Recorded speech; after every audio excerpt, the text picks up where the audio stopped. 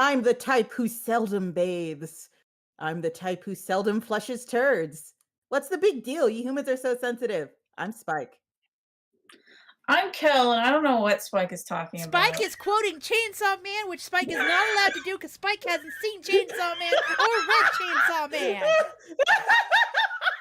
You poser. I think that's hilarious. That page is the reason I am going to watch Chainsaw Wait, Man. wait, wait, wait, wait. I showed you the astronaut page. You Yeah, remember, I saw. right? Yeah, That I didn't remember the motivate it. That astronaut page. didn't motivate you to read it. But Power No. being a horrible little raccoon gremlin did. Yeah. To be fair, Power is top tier girl, but still. Yeah, the whole bit that there's this nasty, disgusting goblin woman fucking flooding your toilet with shit and being completely unapologetic about it is all it takes for me to get interested in the show. I swear to God, I pitched her to you. You showed me the same page everyone shows me, which is the astronaut Oh sawed no, in no, half. I showed you more than that. Hello, everyone. Hello. Welcome back to the Spike Geek ruined our Show. intros by I making ruined me the mad intro. again. Yes. And just for the record, I think last week our whole draw pile thing worked out really well. So we're doing it again. Me and Amanda are going to draw on draw pile. If you want to watch Kel draw, you can go to their Twitch. Well, But yeah, specifically, they're working on work. They're drawing their comics. We're just doodling.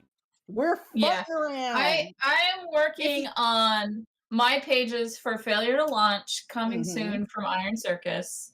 Uh, so we're Yeah. advertising your company, Spike. And we're I mean, definitely also, it's just two different vibes. Like, do you want to see inside of comics, see what it's like to make a comic? Watch Gil.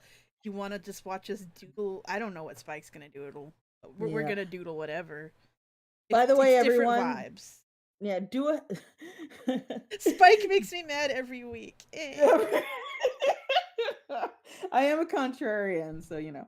But yeah, interesting week in general. And in case you folks don't know, before we really get going, it would be great if you could head over to BackerKit and you could sign up to be notified on the launch of the second Smut Peddler doubleheader.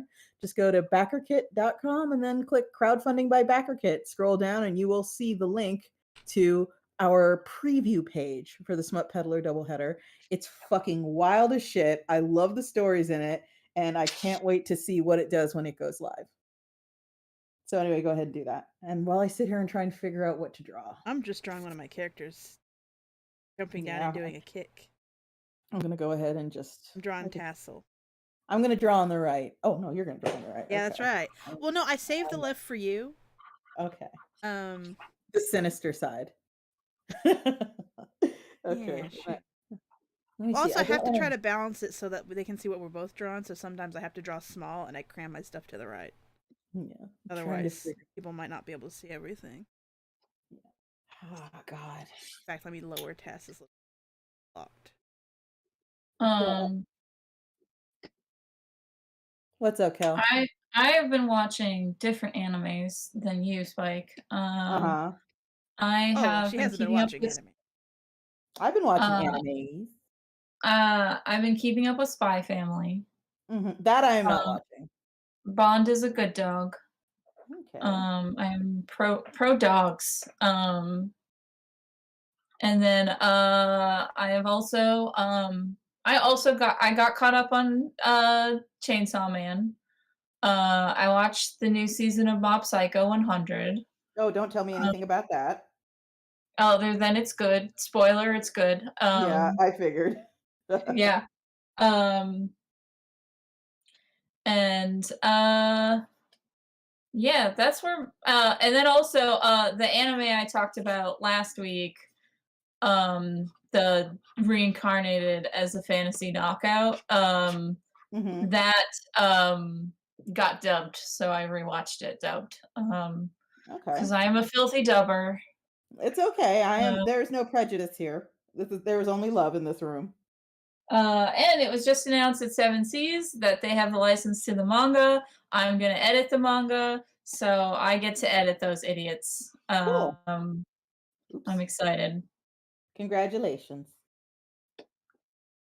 Yeah. Uh, Uh Iron Circus wise, the stuff that's going on is very behind baseball. So I'm always wondering what's worth sharing and what's worth keeping to myself because there are things I do and Iron Circus achieves as a company that are exciting to me. But I know the majority of people are going to be like, how does this matter? Who fucking cares? And I think it's always safe to talk about anthologies that are coming out because by the by the manner of taking submissions, mhm, people know that the book exists already, mhm. but maybe they forgot. Oh, Um, that yeah. reminds me, Indiginerds is still taking submissions, isn't it? Yes, it is until the 15th. So Yes. if anyone wants to submit to Indiginerds, There's no please do. rotate tool. Sorry. FYI, everyone, yeah, Indiginerds, between you, me, and the walls and the CIA bugs, if Oh, don't you worry, were I took care of them. if you were to submit to Indiginerds, you would have a better than average chance right now to get into an Iron Circus anthology because submissions have been slightly light for this Well, it's one. also they're very It's there's a lot of qualifiers for this one is the thing. Exactly. Yeah, it's Yeah. partly because partly why the anthology is getting less submissions is because Yeah. Alina does want people who are Indigenous certified ancestry. indigenous, not I swear my great great grandma was Cherokee. A Cherokee princess. Yeah, not Elizabeth Warren Indigenous, tribal affiliation Indigenous. Yeah, so there's just a um lot of hoops to jump through for this one, and it's Oh, hard to yeah. get someone who can jump through all of them. That's all, Yeah. uh and and I wants think to jump it through all of them. I Yeah. think it's slightly looser than tribal affiliation indigenous, Uh-huh. but it's more like you need slightly more credibility. Yeah. Um, uh, I think Alina opened it up to Maori folks in New Zealand, Oh, so it's cool. more like indigenous in general, rather than America's idea of indigenous. Hi, Will Davies. Will Davies is asking, what's this? The answer is it is a program called Drawpile. We can draw simultaneously on the same canvas with it. And it is just fun to do and more fun to look at than our flapping PNG tuber heads. I will say it does create a different dynamic. It from as I learned hard that time last time, it is hard to moderate us Yeah. Mhm. because it results in a lot more stream of consciousness, and less like uh Me intentionally being terrible. no. Like usually, like we'll like when we're on our good game, we will take time and make sure we all get a turn to talk and stuff like that. Uh-huh. But when we're in stream of consciousness mode, we're less considerate. Oh, that is true. So it's just it creates a different dynamic. So there are some days where I will not want to do this because it will not Fair be enough. as fun to talk and do it. But Mhm. this will not be an every time thing. But for now, it's fine. Mhm. Today it is fine. Yeah, for now. Yeah. Yeah. Like there's gonna come a Also, day when I want to talk about something, and I'll be like Spike, and I'll grab her face, and I'll be like, pay attention to me. You can't draw your stupid also, shit for once in your life, Spike. Yeah. Also, I'm jealous. I have too much work to do. I can't draw a pile. Yeah. Sorry. But yeah, You inconsiderate monster. I am a monster. I'm a Ooh, terrible I can monster. reposition Tess like she's gonna kick him in. That's fine. He probably digs it. I hope not. This is a teenager. Ugh. Is he a Yeah, but creep? Spike, did you design a creep? I didn't design Um. a creep, I designed a pervert, you know that. Anyway. Well, Spike. Oh, Perverts. Mm. Spike. Sometimes those Oh. interlap. It, yeah. Mm. Um. I also I finished penciling the current City Between story. Oh, congratulations. So now I have to get started on the next one. Um. also, chat. I totally watched Hazel's new video about America's Greatest Otaku. It was very interesting. What was this? Hazel did a new video about a Oh, Tokyo shit. pop reality show called Oh, no. America's Greatest Otaku. As per Oh, usual, no. it's Oh, a no. Hazel I guess video essay or documentary, so it's very Uh-huh. respectful. Okay. It's not as cringe as you might. She kind of went out of her way to not like focus on the cringe. Yeah, it's making me think of, does anyone recall the Jenny Nicholson video that was about world's worst game show? and that one was just like genuinely painful to watch. Oh god. Okay. Yeah, the But, presentation of this was much more like, no, no, this is just we're breaking it down. I don't know that. Don't get me wrong. The cringe there, the oh no, oh uh-huh. no. And I don't mean in the meme cringe. I mean the genuine. Oh, my skin is crawling Uh-huh. off my body. Yeah. I mean the Oh, traditional cringe. Okay. I saw Wendell and Wild this I weekend. did too. I, I have not It's seen that. fun. I I imagine it is. I got absorbed in it enough that I almost missed an appointment. I basically looked at Oh. the clock and went, "Oh shit, fuck." Hmm. Yeah. Yeah, Um, oh, yeah, I go for it. think the pacing was a little awkward because there was like slightly too many subplots. Okay. But I still enjoyed all the subplots. It's just at the beginning the pacing was a little janky. Hmm. But it was a fun time overall. I like that the demons look like Picasso drawings in the demon world. Yeah, that's interesting. Um, Oh yeah, their flat little and faces. yeah, they're faces that only work in one angle. And I Cubist. like the whole carnival opening scene. Um, that was rad as shit. Yeah. I I think yeah, today I finished watching Marcel the Shell with Shoes On. Mhm. It's an A24 film, so it's a little weird, and that's exactly what I go for. It's why A24 is like one of my favorite production houses. It's like if it's an A24 film, I'll give it a chance. Is basically my philosophy, even if I think I'm not going to dig it. And I watched both Lamb and Marcel the Shell with Shoes On recently. And Marcel the Shell with Shoes On is just what it sounds like. If you go on YouTube and you search Marcel the Shell with Shoes On, you will find the short film that inspired the long film. And it is a little stop motion seashell with one eye and little sneakers being interviewed. And it's a very cute kind of quiet story. Isabella Rossellini is in the film, as Marcel's grandma Connie, and it's just a really cute, quiet, low-key kind of film that's about family and appreciating people while you have them, and little tiny creatures living in the corners of your home, but you cultivate a friendship with them, and you help them achieve their little tiny creature goals. It's very cute. I recommend it, and I Um, watched Lamb too, which Lamb I was hoping for something slightly more creative, but uh, it I was good. think that's why I didn't really seek out Lamb. Like, I Mhm. think like the more I learned about it, the more I was like, I'm probably not gonna like this, and Yeah. focused on seeing other shit. Um, Yeah, for what's worth, I was interested in Lamb. Lamb definitely has high points. I'm not calling it a bad movie by any means. It's just as I watched, I was all like, "Oh, okay." Like that's how we're gonna resolve this, huh? Okay. And it's I, um, that town is strong too. I was hoping for more, but I'm glad with what I got. There, let's leave it there. uh, 'Cause I don't wanna ruin it for folks who haven't seen it yet. If you're I considering seeing it because you like the look of it, don't let my opinion dissuade you from continuing to seek it out. I never would. Good.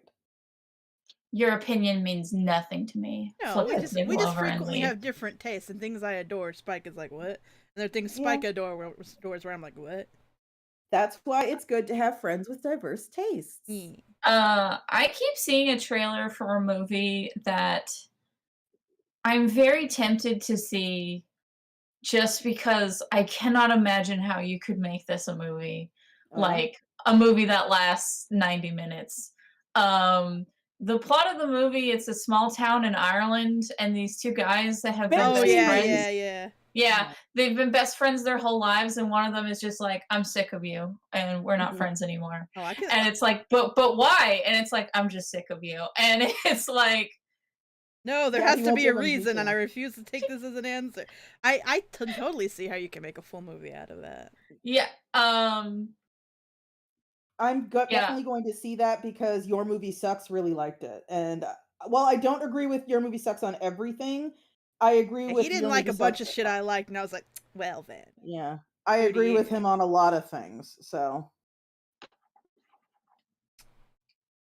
but yeah, in case you folks Uh, can't tell, I'm doing a very old meme, but That is I can't help. Spike. That's an oldie, but it's also one that gets like resurrected constantly. So like, It. if you which hadn't said meme? that, nobody would have questioned this. Yeah, Which meme? it's one of Don't those bully me, I'll come. yeah, don't Oh, draw your OC in this. And when I saw it, I thought it was funny, Yeah, but I no, didn't have time to do anything. this is just one of those things where like, nah, this is it's old in a way that it never stopped being new. Yeah, It's a constant. yeah. And I saw that and I literally laughed out loud and bookmarked it, but I never got back to it. So I'm considering today a great excuse to get back to that.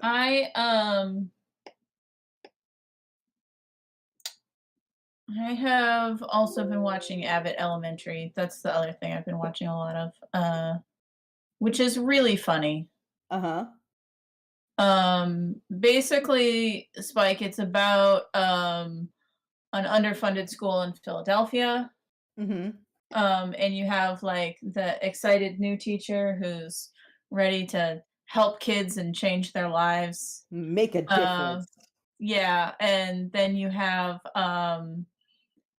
the older, slightly more jaded teachers. A thing that I appreciated is that the older, more jaded teachers are not like apathetic about the kids. It's they very early on established them being like, listen, it's not that we don't want to do all your exciting new changes Mhm.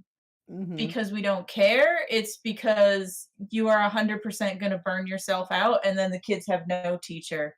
Mhm. So you Yeah, got to learn to pace yourself. yeah. Um, Fair enough. and it's just very, very funny. It's Okay, giving me a lot of like Parks and Rec vibes. Uh, is it done in that, yeah. like, documentary style where people are interviewed? Yeah, Yeah, yeah. yeah, and I compare it to Parks and Rec rather than The Office because it is cheering on the teachers, Mm. like, and it looks Yeah, like the quote unquote villain for the season is a guy who wants to turn their public school into a charter school. ew. Um, so Yeah, uh, I'm excited for it.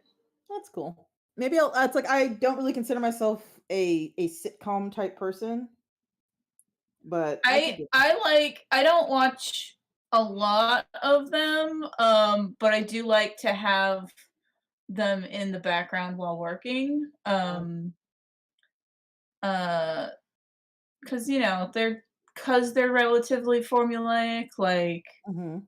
it's easy to, oh, I have to run out and get the trash, and I didn't miss much. Um, the janitor of the school is really funny. Do people just not pause things?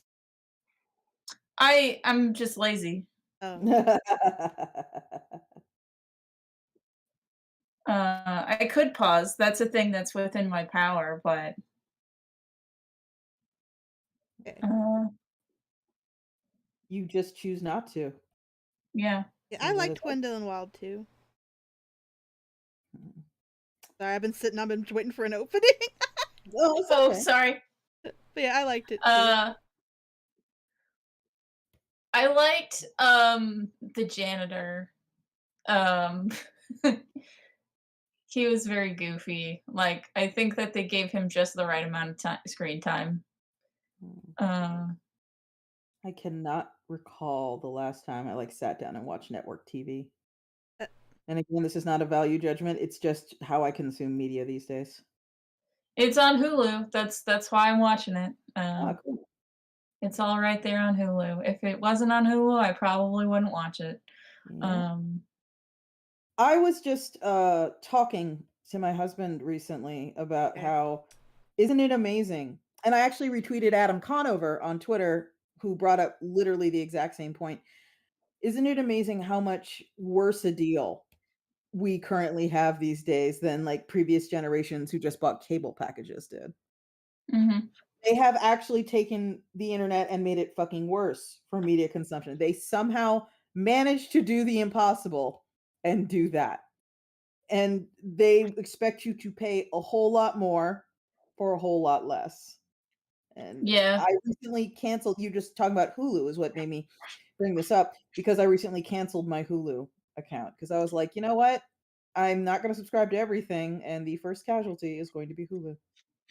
I switch when I'm subscribed to. Mhm. So I like will be subscribed to Netflix for like 3 months, be subscribed to Hulu for 3 months. Oh, Because I can't watch fucking everything. Um, yeah, and I turned HBO Max off as soon as House of the Dragon ended because I had yeah. watched everything that I wanted on there. Uh, and then I turned Hulu back on. And now I'm just binging all the shit that's on Hulu.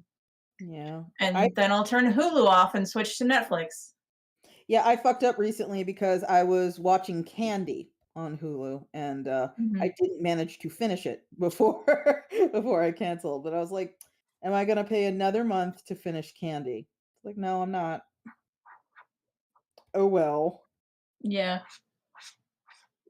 And it's just it's one of those things where it's clear this is kind of everyone's trying to Iron Man and be like the last streaming service standing at some point, and they're happy to be loss leaders and shit before that, and there's no way that they all genuinely expect the current state of affairs to last. Eventually shit's going to get consolidated and packaged up just like cable, but for Mhm. now everything fucking sucks, and everything is literally more expensive than it used to be, and you get less for what you pay, and I think that's fucking bullshit.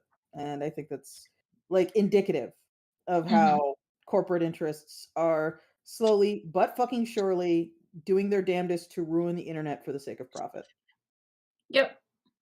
Anyway, just my No opinion. disagreement there. We're just taking different approaches. You're unsubscribing from everything, whereas I'm just switching what I'm subscribed to each month. Yeah. Yeah.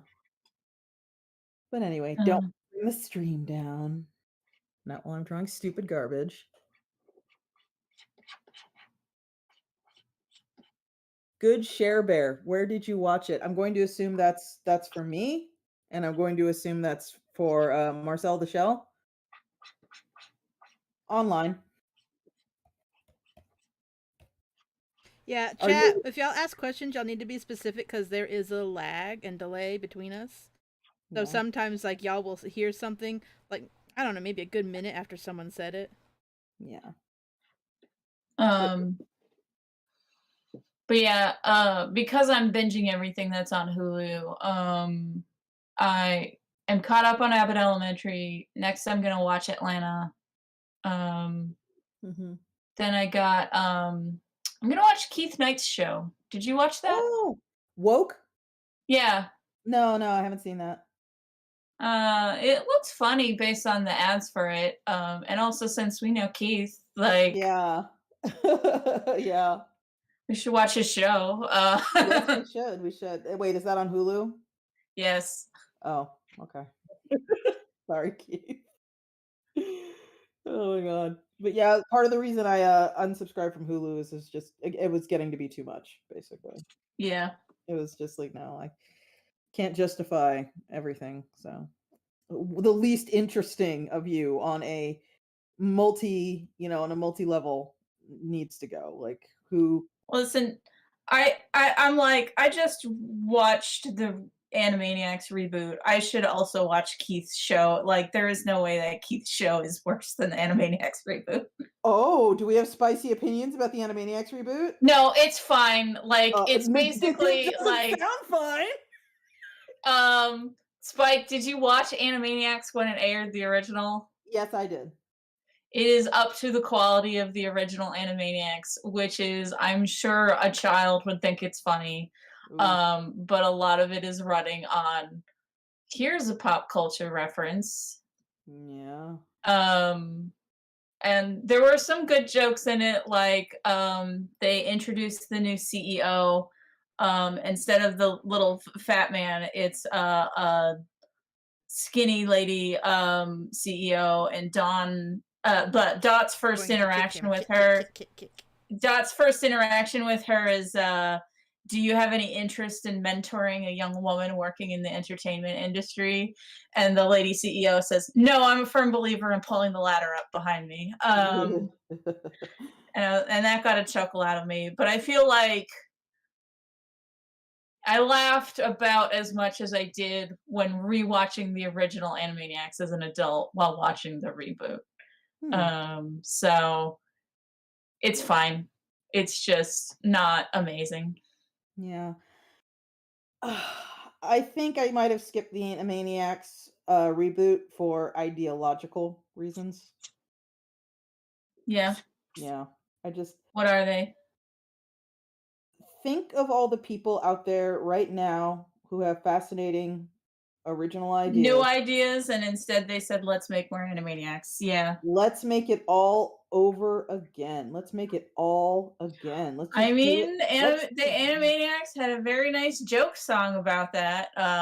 Okay, cool. Hang a lampshade all you Yeah. want. You're still fucking doing it.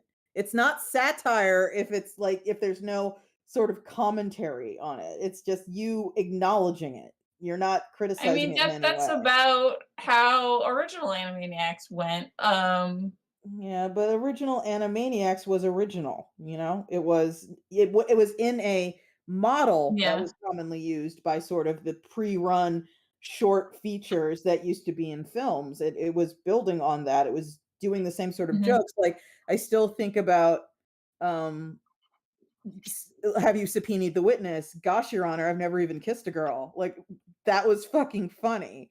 And the bit Yeah. about do you have any prints? Yes, and it's they're holding literal Fingerprints. yeah, fingerprints. I don't think so. Like that shit was funny. That was funny. Yeah. And it And wasn't dependent on yeah. the fact that you had feelings for Bugs Bunny and Daffy Duck and Elmer Fudd for you to find it funny. And I think New Animaniacs has some good jokes like that. Like there's a part where they find out that there's a Russian knockoff of their show.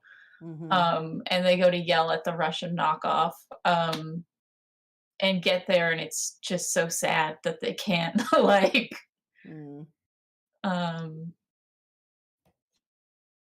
Yeah, uh I'm very yeah.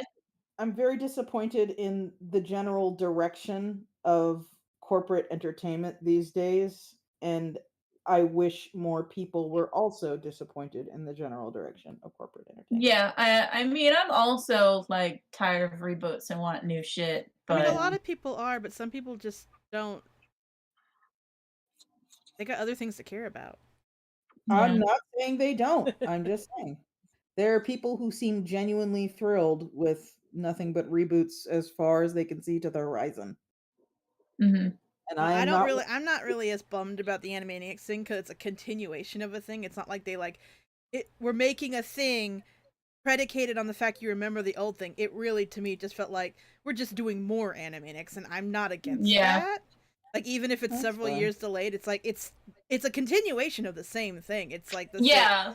So that's I'm not See, as bothered by that than if they did a this is a whole new Animaniac show that is riding on the IP. It doesn't have the same jokes, it doesn't have the same tone, but it's got the care. You know what I mean? I'm less upset. I don't care so much. Like continuing a thing and just staying true to it. I'm a okay with that. Yeah. fair enough, but at the same time, I am constantly thinking of Craig McCracken having 16 ideas turned down by No, I Netflix. get Yeah. that, And but I'm it's talking like, about yeah, me. I'm not giving that. I know, and I'm talking about me. And I'm not giving that shit a view. I'm just not. Yeah. So I but yeah, which is why I'm like I should watch Keith's show. Like to bring it back to Yeah. Keith's show is not a reboot. It Yeah. is something new. So Yeah. even if it is just so, I'm supporting something new, and Yeah. by Everybody should do that. Everybody should support something new on the platforms that they are subscribed to. there is a new season of Dragon Prince on Netflix, so when I turn Netflix back on, I will watch that. Mm. Um, uh, that is a show that I think a lot of people are not paying attention to because the first season was ugly. Um, I and do the, not recall Dragon Prince. I am subscribed to Netflix right now, but I have not seen Dragon Prince. so basically, what happened after Avatar: The Last Airbender is all of the artists that worked on Avatar: The Last Airbender went to and got hired by the Voltron TV show. So the Voltron TV show that Netflix put out looks great, but is a garbage written show. Like it's bad. It's just a bad show. And whereas all the writers for Avatar: Last Airbender, it seems like got hired on Dragon Prince. Mhm. So Dragon Prince has a pretty good kid-friendly fantasy adventure story. But is like really not attractive looking 3D model characters in the first season. And I feel like the second season, they saw Into the Spider-Verse and was like, that's what we were trying to do and failing.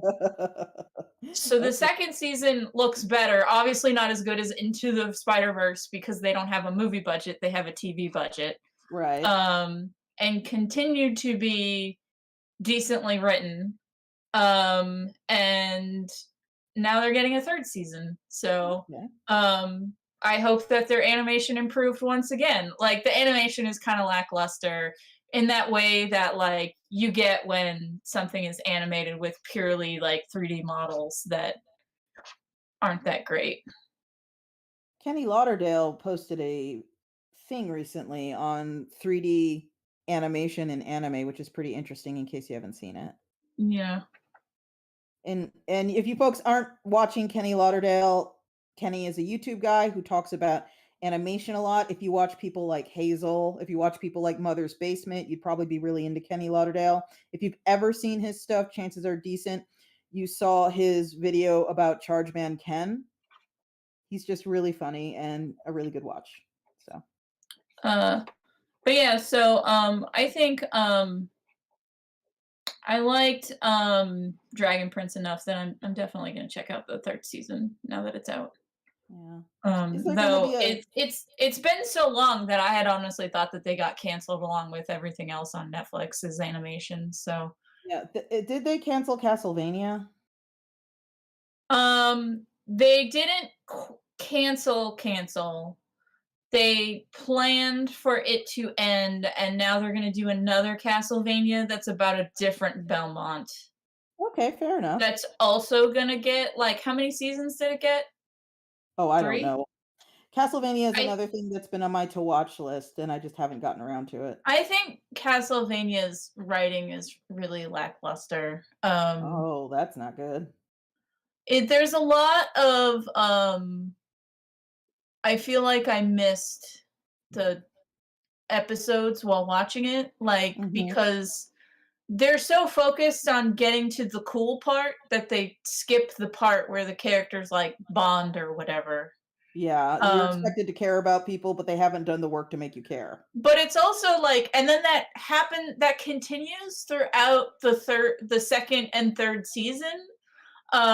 So it's um like there's a part where it's Alucard, the Belmont, and a lady character, and she's like the lady character leaves and is like, "You two try not to fight." And when she leaves, Belmont says, "Fuck you," immediately to Alucard, and he says, "Die in a hole." And it's like that would be funny if we saw their relationship develop over time and got to see them argue with each other while an adventure is happening. Um, but they had met Alucard in like the last 3 episodes of the first season, and now this is happening in episode 1 of season 2. So it's like I feel like we missed some episodes Huh. that were important. Um, uh, it seems very invested in spectacle, Ah, um, that's a shame. but it is very pretty. Um, a lot of shit on Netflix I've been meaning to watch. Devilman Crybaby is on Netflix, right? Yes. Yeah, I've been meaning to watch that too. I just haven't gotten around to it. Problem is when there's something I really wanna watch, like, just straight up. You wanna pay attention to it. Exactly. I wanna actually watch it. I don't want it playing in the background. Like, that's why I watch so many Let's Plays, but not a lot of fiction, because Let's Plays, you don't necessarily have to be looking at the screen the entire time, depending on who's doing it. But Mhm. with, Devilman Crybaby, I wanna actually see what's going on with Yeah, the, like, pretty animation is part of why you're there for Devilman ex Crybaby. exactly. And with Um, Chainsaw Man, which I haven't seen yet, that I wanna see what's going on, so I have to be it's like I actually need to block that half hour out only for that anime, which is harder watch to it while you're on the treadmill. yeah, that's what I've been doing, and that's how I got through so much Mob Psycho, but, Yeah, that's a half hour a day, so yeah. Um,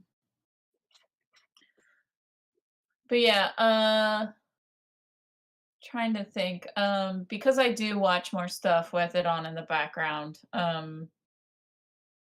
I can give Oh, you my opinions on shit before you watch it. yeah. Alan Lord said, "Kenny did a killer video about anime preservation, and now I'm subscribed to a channel that does just that and more." Yeah, Kaneko Video, they recently I subscribed to them because of Kenny too.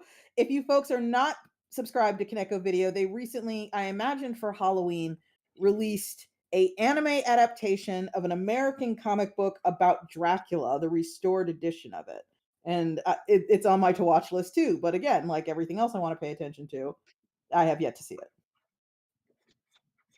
But yeah, Um, Kaneko Video is great. And they have a Patreon, so if you want to donate to their for free for the public work to preserve anime, you can do so. Because lost um, is still a thing, weirdly. uh, an animated thing on Netflix that I did enjoy, was Inside Job. What's that Um, one? that one is about conspiracy theories, and a government agency that manages them. So they Okay. have like a room full of clones of JFK, and just like goofy stuff like that. Is the second season out? Second season is not out yet. Okay, I've seen the They announced that the second season is going to be coming soon. Um, so that's fun if you need more shit to watch on Netflix. Yeah, I the thing about Netflix is that it kind of feels like there's always something for me on there, which is why I'll unsubscribe from shit, but I have been subscribed to Netflix since back when the only way to get it was from the mail. Mhm. I was an early adopter, and I've been ride or die for Netflix for decade plus. A thing about the sneaky thing about how Castlevania has 3 seasons that they planned to end after season 3, and then they Mhm. were gonna do their new Castlevania series, is apparently all the contracts they sign are for 3 seasons. So, Hmm. everyone has to renegotiate um, their contracts, which is why Netflix just replaced uh what's his name playing Geralt in The Witcher, Yeah. with a different actor, Henry Cavill. Superman, So yeah. yeah, they clearly so it's like by design, if they get more than one season, they're probably gonna get 3 seasons. Um, and then they're gonna axe it because that's when everyone gets raises. Oh, wow, okay. I mean, Uh, I should have guessed it was something that shitty. They are a corporation at the end of the day like all the others, but still. and well, at least with Castlevania, they planned it, so Yeah, so um, people aren't as surprised as they could be. yeah. No, he looks a little too terrified. He shouldn't be It so strong. also because they were doing that, they unintentionally dodged a bullet. Because you know who wrote the Castlevania series? Who? Warren Ellis. Oh, I didn't know that. Today I learned. Uh, so they when all that stuff about him being a sex pest came out, it's like, well, Yeah. Good thing we already planned for this to end, so We just won't renew your contract, simple as. yeah. We'll Yeah. just have someone else write the next one. Also, but speaking of bad stuff on Netflix, did you ever see Bright? No, cause I have other things to watch. Um, I will watch shitty stuff because again, you don't have to pay a ton of attention to it. But wow, if anyone here wants to see like the clumsiest, ugliest, shittiest, my daddy said I could make movies ass movie. I strongly recommend Bright on Netflix. It is that bad. It is that gruesome. It is that wincingly difficult to sit through. I I have other things to watch, Spike. I have It good is things to watch. it is so Uh, bad. It is so bad. But I yeah. I saw Lindsay Ellis's video about it, and that is all I needed. That might do honestly, like seeing the shit in situ, like seeing like, oh, you gave this to exactly zero sensitivity readers. Oh, it's like it's bad. It's all right. Okay, here's the thing. Here's the thing, everybody. Here's the thing. I would really like it if everyone listening just kind of got the word out, wrote who needed to be written, and asked everyone really, really politely to stop turning fantasy settings into race relation allegories. That would be really great. If you could do that, that would be fucking awesome because it is done so badly 99.99% of the time. I think it's time. It's like we all remember that meme with the cat putting its paw on someone's wrist going, it's time to stop posting. Yeah, it's time to stop doing that. Let's put that on the Um, shelf next to what if the South won the Civil War and hi, we're two white guys writing an entire series about that. Can't you just not wait to see what we think about that? Like let's just calm down. Let's not do that. Let's not clear Spike. 15 minutes into whatever you do. Oh, the dwarves are the Negroes. Let's not do that. Okay, Spike. Yes. Counterpoint. Counterpoint. Only white guys are barred from doing that. Okay, all right, fair enough.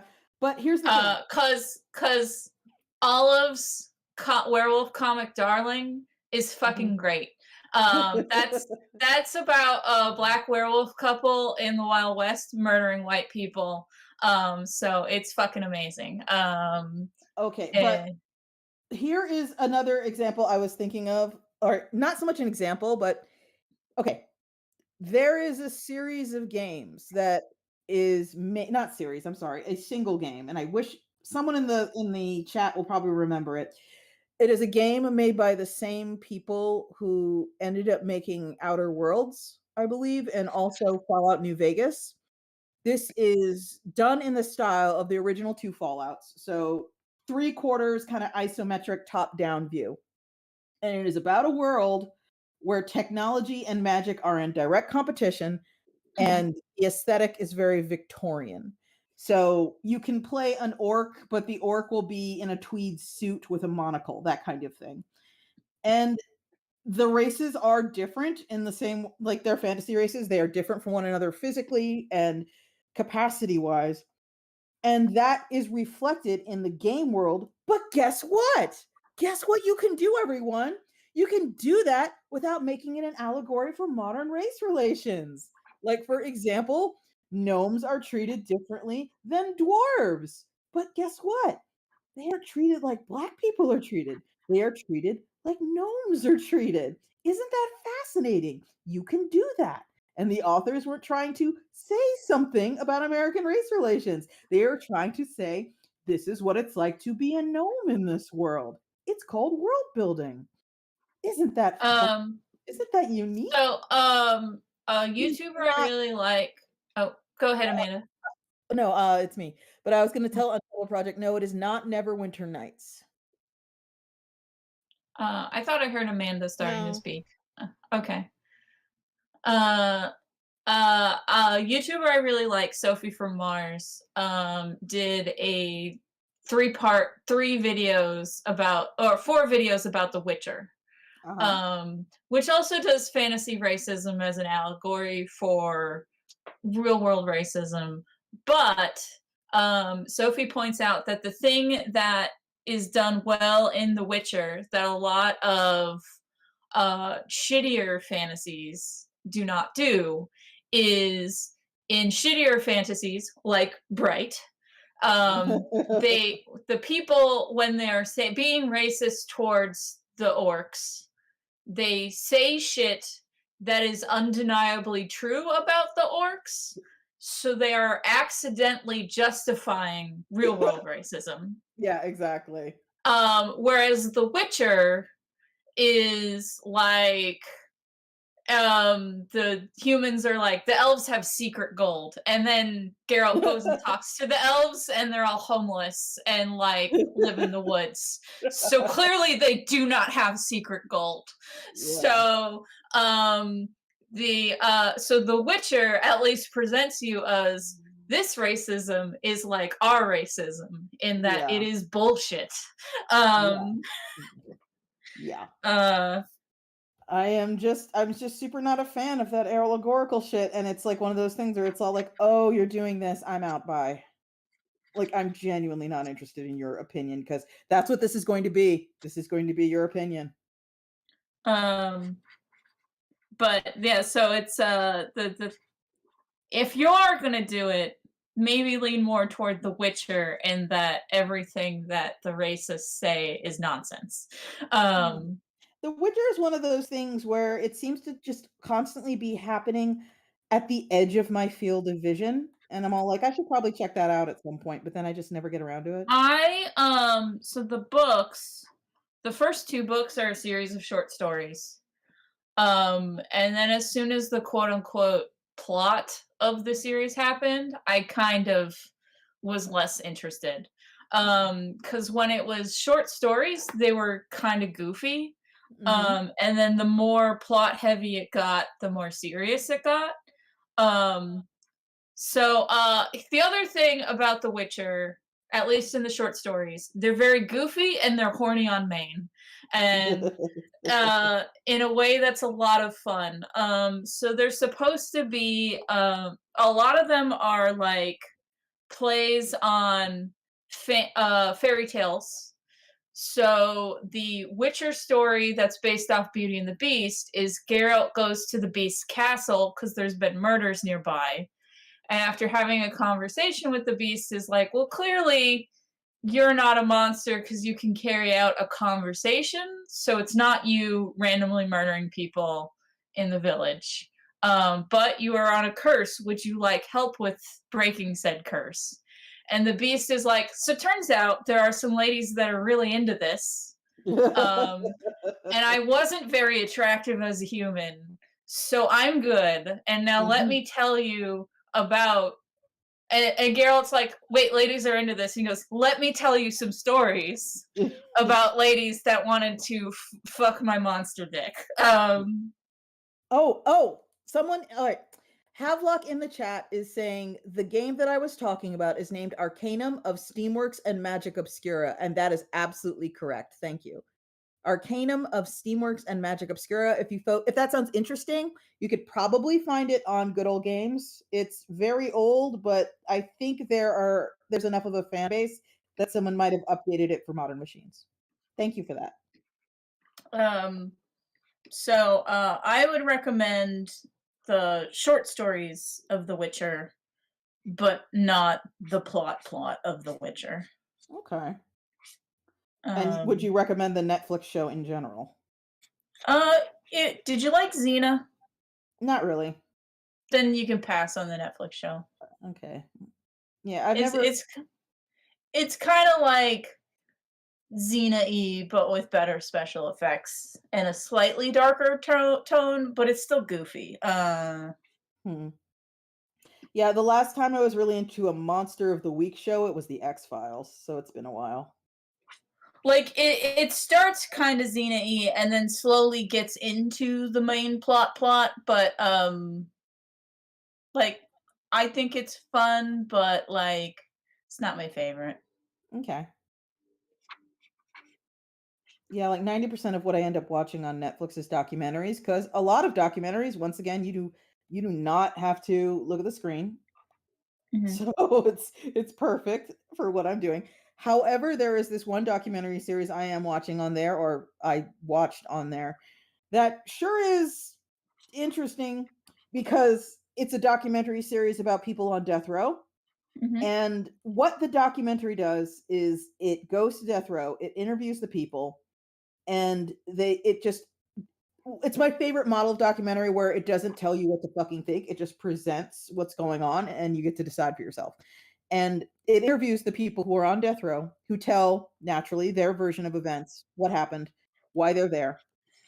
And then they go and they interview the victims and the victim's family, and in an interesting twist, the family of the person on death row as well, oftentimes, along with the police or whatever who were involved in the investigation. Now, like, I automatically discount anything cops say because fuck pigs, but what really blows my mind is when you see their family talking about them, and it's like, oh, well, I murdered him because he was about to murder me.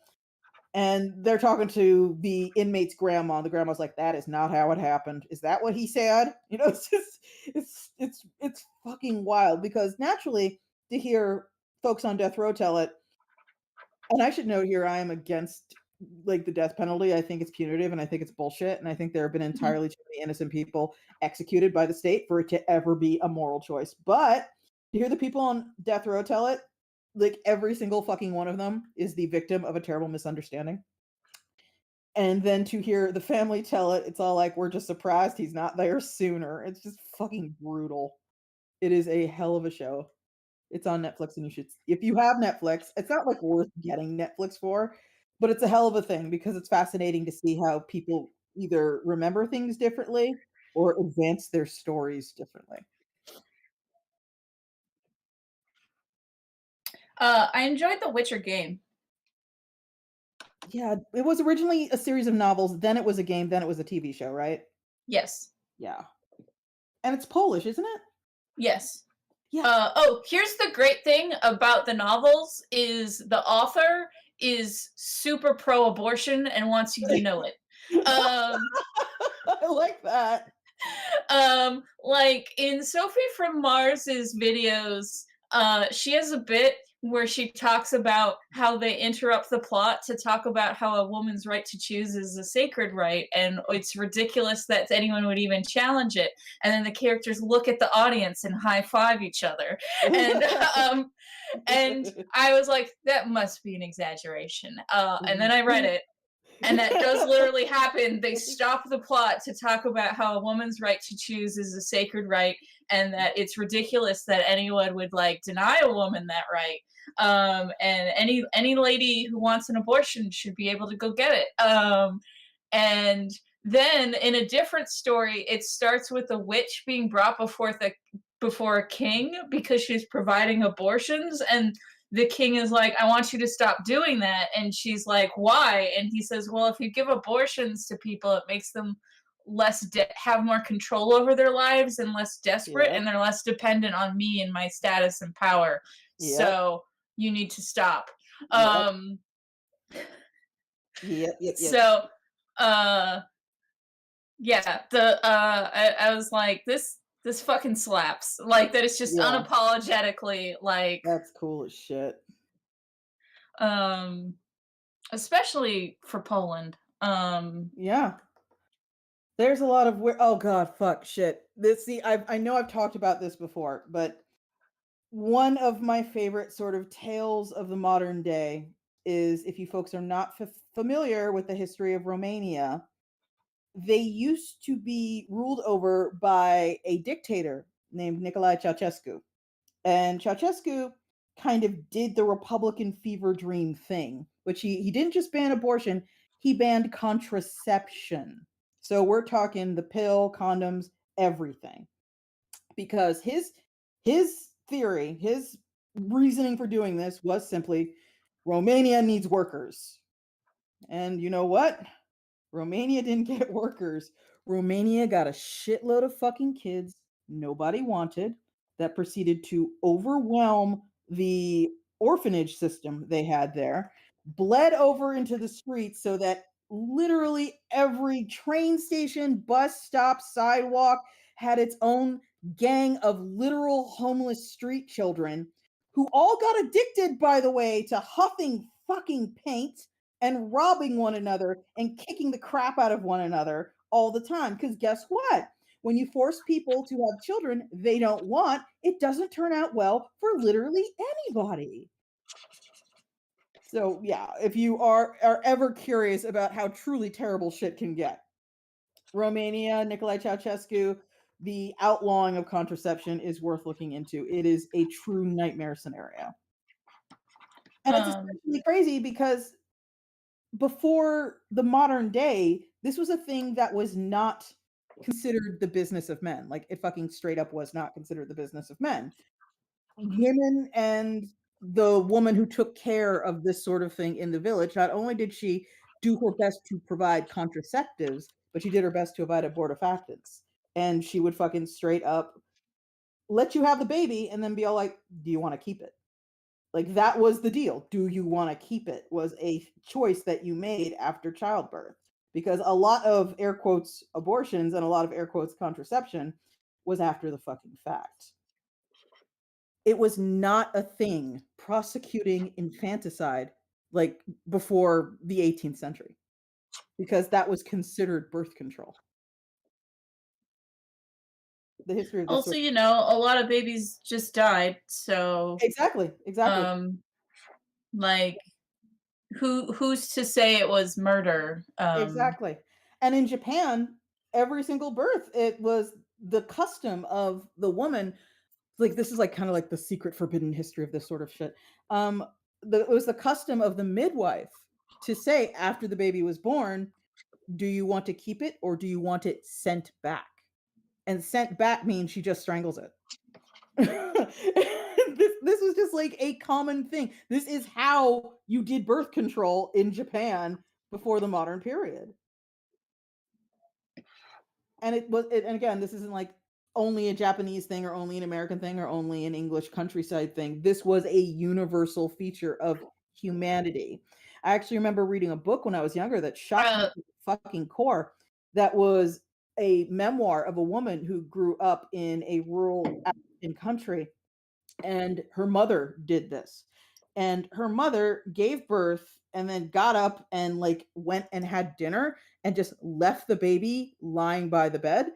And she said, "Mom, the baby's hungry, the baby's crying." And the mom just snapped, "Don't touch that thing. I'm going to bury it later." Because what they did in that particular part of that country is they just took the baby out to the woods, dug a hole, put the baby in it, just heaped the dirt over and left. That was their all baby. right, Fuck. Spike. Yes. Let's stop talking about dead babies. Okay. Yeah. I just think it's kind of fascinating that we've kind of as a society decided to pretend none of this shit ever happened. Anyway. Being pro-choice is rad, but Yes. less people want to hear about dead babies. Yeah. Okay. Okay. I'm stopping. I'm stopping. This is me stopping everyone. Um, it's a game you should check out, Spike. Disco Elysium. I have that and I've played the first 3 minutes of it and I could tell from the first 3 minutes of it, oh, this is going to be like a whole thing. So I'm going to save it for when I have several hours to like go through it in one go. I don't think it's a go through it in one go game. Yeah, but like when I can dedicate several hours at one time to it. Yeah. Yeah, I get what you mean. It's just don't expect to finish the game in one Yeah. go. Oh, I don't. Uh, And also, we live in a time of absurd plenty where it's like every month there's a whole new Christmas when it comes to video games. mhm. So every month a new game drops and I'm like, oh, that looks fun. That looks good. And they all go on a great big list, literally my Steam wish list. And I'm like, maybe I'll get around to playing it one day. And if I don't, it's not because it's bad. It's because I we, just stopped putting things on my Steam wish list. I know myself now. I'm just gonna play more RimWorld. Uh, and that'll be enough. mm, Yeah. But yeah, it's just fucking wild out there. It's the deluge of games at any one time is fucking nonsense. Like I've recently started watching Chilla's like playthroughs of Chilla's games. Chilla, I think, is a Japanese creator who does a lot of horror games, mhm. and they're interesting.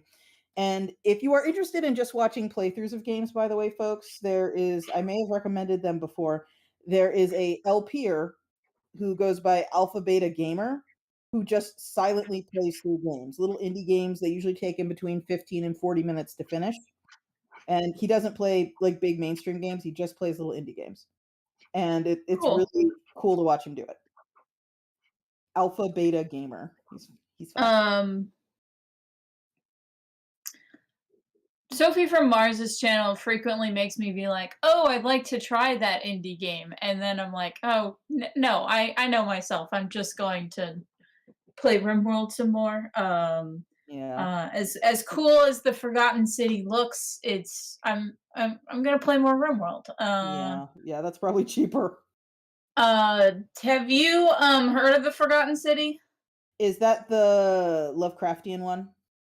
No, the Forgotten City is you get time traveled to a ancient Rome city Oh. where um everyone this surrounding the city are statues of golden statues of people.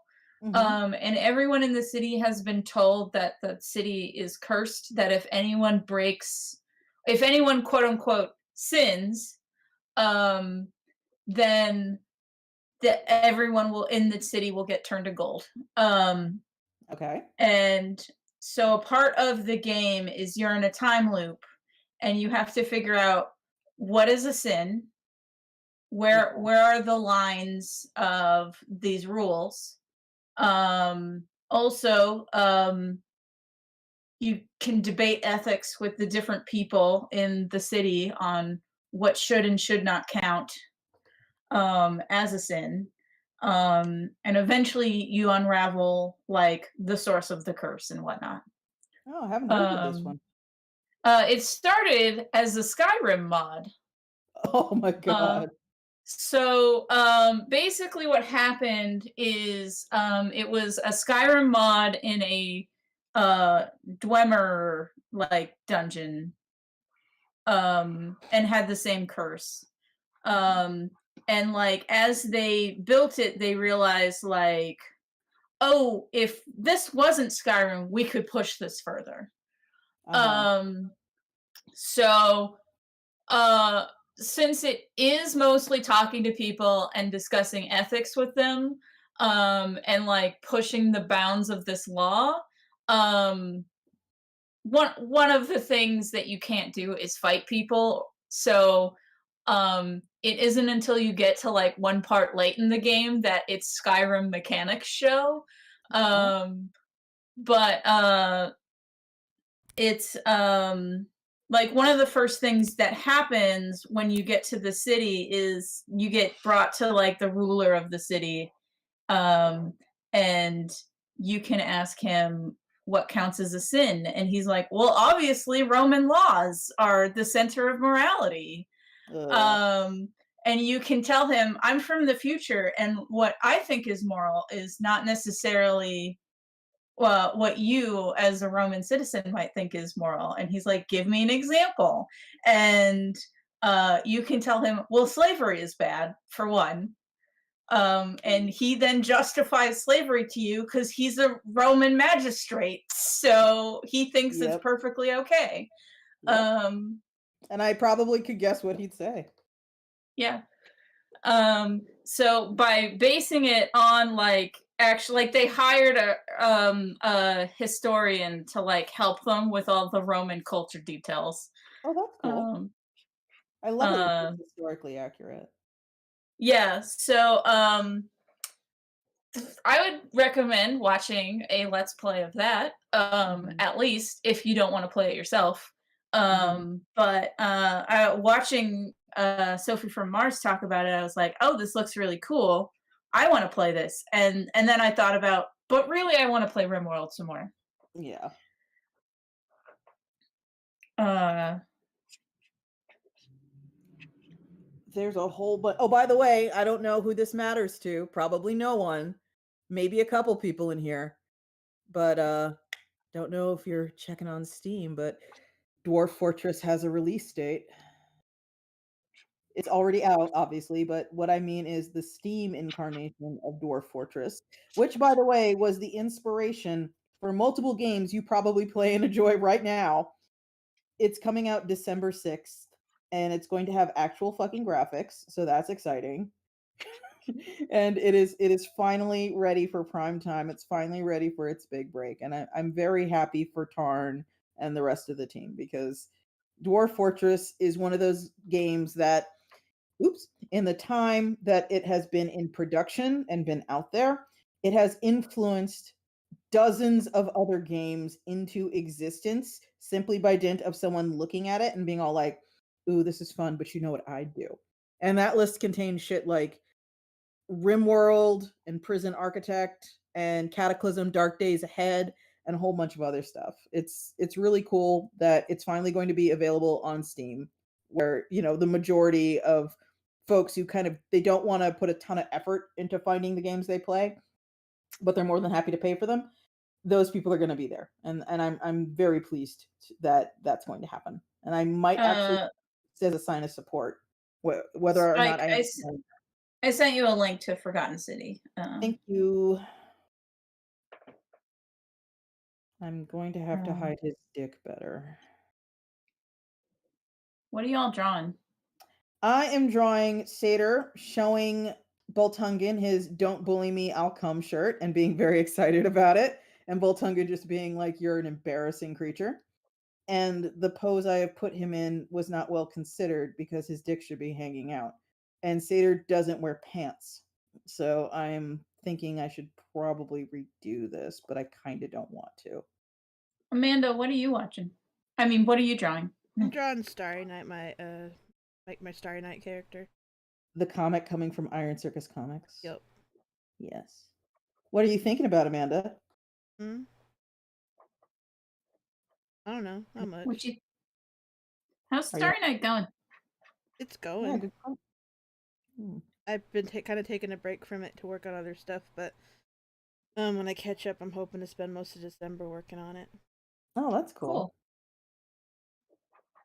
If you want, you can drop by the Iron Circus offices and work there. If I make it there, I will. If you make it there, yeah, that'd be fun. We can stand whoever it is above us. It keeps making all that noise. Hmm. But yeah, you could also shade Satyr. I could, or I could just make it like the way his We're also on YouTube. We're not on Twitch. We're on YouTube. Yeah, the way I got a commission for Satyr from Rowan Woodcock a while ago. And Rowan on his own Steam, when he drew Satyr with the most adorable stray little hairs on his butt cheeks. And I fucking died the instant I saw them. So now I always want to give him little stray butt cheek hairs. But the hairiness of his lower half tends to vary depending on what I feel like, but it usually it can start below the knees, but it usually starts on the thighs, but like his area is still kind of bare except for a happy trail, so I don't like it in this pose it should be, it should be visible. So I'm going to probably just fudge it and put a bunch of hair up his inner thigh and we can all just pretend that we wouldn't be able to see it. Also, everybody get on co-host or pillow fort or whatever, because Twitter is a sinking fucking ship, my man. Um, Speaking of which, Amanda, did you see I finally I made did, a yeah. yes a bunch of I links to tweeted all at you my social about it. media. Oh, you did good. Okay. Yeah. I'm on a whole bunch of shit, everyone. I'm on Pillow Fort, I'm on co-host, I'm on Pixel Fed, I'm on a whole bunch of stuff. So if you fucking had it with Twitter, I get it. So you can just follow my shit on there, and that's probably going to be the co-host in particular is probably going to be my repository for the stuff I draw on stream or doodles that have no point and have no place to go. Like little homeless doodles will go there. God, I still have a DeviantArt. I'm not ready to move over yet. Nah, me neither. Me neither. I I'm just not. I don't have the energy to keep multiple accounts in case one takes off. Yeah. I get you. And I'm not going to leave Twitter. I'm making that as clear as I possibly can when I post about stuff like that. I'm not going to leave because at the end of the day, Twitter is and remains my largest platform, and I think that goes for everybody in this chat right now. So I was talking to Kevin about this. Kevin and I have been having a long, ongoing discussion about social media and what works and what doesn't work. Yes, you have. And um, Twitter, it benefits writers the most. Hmm. And if Twitter hangs on, it's gonna be because writers don't have a good place to go. Um, Hmm. and other people who don't have visual content of their own or whatever. Because Twitter is well designed to keep a writer in your mind. Hmm. Um, and so, like, Mastodon or co-host or something like that, Mhm. those could take off, but at the moment, the thing, as much as we complain about, we don't want to see people we follow's likes, Mhm. um, that is actually a thing that makes Twitter really useful for um, people who are building an audience. Mhm. Um, and you can build an audience on Tumblr with visual art if you are very active in fandom and the tags. Yeah, that's true. Um, but if you are not that person, then there isn't an easy place for you to go. Yeah. Um, because every other most social medias are hostile to images for whatever Yeah. reason. Yeah. And even the ones that were pro image, they want to become TikTok now, so they're actually pivoting to video. Which is bullshit, Um, but yeah. but yeah, so um, Twitter is a sinking ship, but it's maybe not sinking as fast as people assume it is. I know that there was a thing today talking about how there are a couple advertisers Okay, come on. who have basically hit the pause button on their ad spends Grubhub will on not let me Twitter. rearrange my layer order. Um, Yell. and from stuff that Kevin's been reading, that has actually been happening since 2020. Oh. Because basically, when Trump got banned, a lot of people used Twitter less. Not just shitheads that supported him and left for in protest, but there were a lot of people that were much more active on Twitter because they were dunking on Trump, Mhm. and Trump supporters. And without that source, um, people lost interest in Twitter. They've actually been hemorrhaging followers since 2020. Hmm.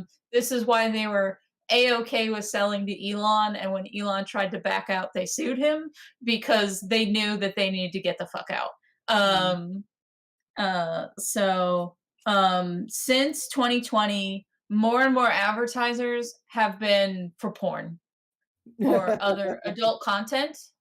Uh-huh. Um, and so they're already getting like shittier advertisers on a whole, and this is going to continue that trend. It might accelerate it,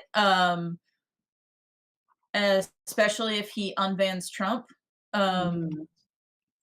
but Elon's whole like we should charge for blue check marks. That's fucking Um, hilarious, by the way. it's hilarious, and also it's like kind of seems like um he found out just how much money advertising makes Twitter, Uh-huh. which is all the money that Twitter makes is from advertising. Yeah. So all his talk of we got to promote free speech, he Well, now that realizes that's that's um always been that doesn't bullshit. work because he needs advertisers. Yeah. um Yeah. and if he makes it a alt-right shithole, advertisers won't go there. I have a So hard time believing he will. So, like I think that's why he wants to sell people on the subscription check marks. which is hilarious Um, again, like I said. I think him pushing that makes it clear how much of an idiot he is. He is absolutely a Because fucking idiot, well, absolutely. cause okay, if I was in charge of Twitter and I Uh-huh, found out we need to make money, yeah, I would just say $10 a year and you don't see ads on Twitter. yeah. Like, if you could pay to turn off ads, like that, Someone would I'm go sure for there it. are people that would do that. Like, Yeah. I'm sure someone would, not me, but I'm sure someone would. yeah, like, cause it's optional, which is a benefit. Yeah, Um, and I'm sure there's plenty of people who are like, ads are annoying and I don't want to see them. yeah, Uh, here's money, don't show me ads. there we go. I finally made the "Don't Bully Me, I'll Come" shirt look kinda legible. And I feel like that's just such an easy thing. And he's an idiot, so that's why he doesn't get it. Yeah, Eve 6, there's a the guy in Eve 6, we follow one another, and every once in a while, he will say something incredibly he said something that I was like, "I gotta think of a cute reply to this because this is too fucking funny." He said something like, "Now that Elon owns Twitter, he can claim he invented it," and I was like, "Fuck, that's good." That's too good, I gotta say something in response, but I haven't said anything yet because 'cause I'm not good on quick draw kinda shit. Amanda, what do you think of You bet. Seder? Huh? Hmm? What? What do you think of Seder? He looks very enthusiastic. He likes his shirt a lot. Yeah, I can tell. He's a fan of his shirt. He's really proud. He makes sure to get it from the creator. He didn't get any of the bootlegs. And now he's all like, "Let's go to the mall with me wearing this. I promise you won't be humiliated at all." By the way, everyone, both me and Amanda, our birthdays are coming soon. Mm-hmm. So we're going to be old and decrepit, even more so than usual. And you should remember to pity us on that day because I our youth don't know. our youth Do is not dead. speak for me. Our youth is dead. It's important to note that our youth is dead, Here's the and thing, you care, I don't. we will be ever so sensitive about our dead Stop youth. speaking for me. So it's important you are very gentle with us on those days. And I am God, I shouldn't say anything because that fucking kills my motivation, but I am hoping on my birthday I will have a present for people as opposed to the other way around. And that is the most I will say.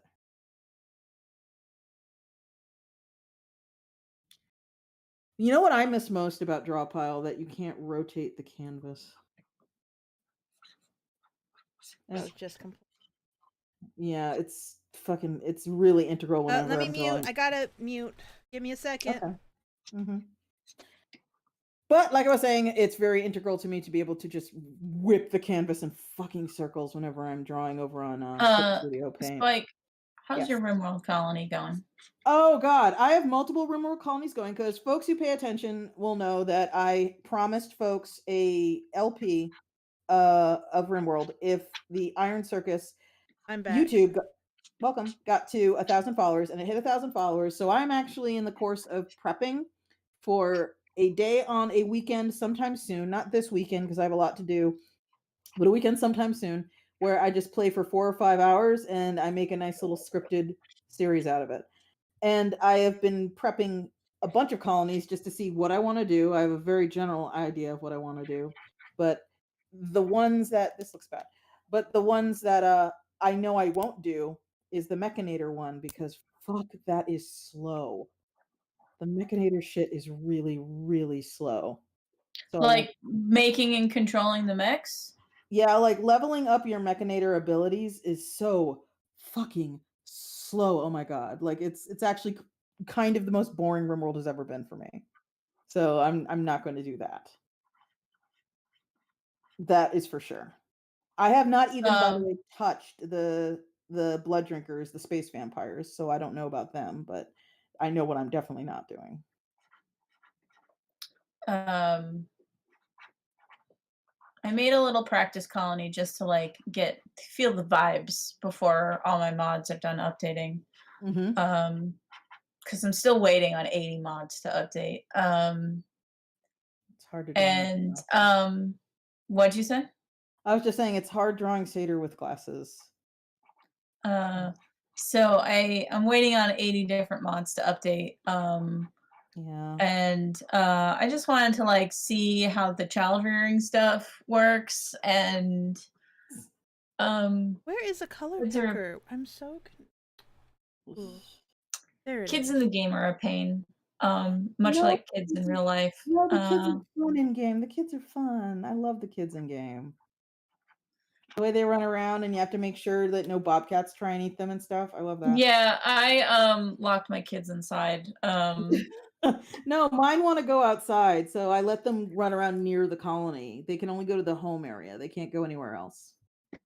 Um, but yeah, so because the vanilla expanded people, they released their dinosaur people mod. Mhm. So I gave that a try. And motherfucking dinosaur mom she ate her fucking eggs. Um, Look, sometimes you get hungry, okay? uh, but uh, so then I did another one that's just fiddling with more stuff. So I'm looking into those vampires. Yeah, the vampires are But something the game has been pushing on me pretty hard. Have you gotten that event where it's all like, "Oh, this vampire spacecraft is in trouble and it will crash nearby if you don't oh, capture the vampire." no, because I do have on the mod ignorance is bliss. Oh, okay. So it just Um happened. well, so no one will talk to me if they're above the tech level Oh, I'm at. okay. Okay. And I do that to prevent mechanoids from attacking before I have guns. Okay. Uh because I don't really like fighting in the game. I like building cities and shit. Yeah, I'm not a Um huge fan of mechanoids, period, and that could be coloring my whole opinion of being the mechanator too. So Yeah. I'm Like just not when feeling we're it, dude. prepared, I don't mind. I just like I'm trying to build a thing here and then your Mhm. fucking mech cluster drops. Mhm. Um so fuck you, you mechanoids. Yeah. Sorry for everyone. What takes exactly? Oh, Jose, I am born on the 18th of November. If Amanda cares, she can say when she was born. November 19th. Yeah, so Amanda is a year and a day younger than me.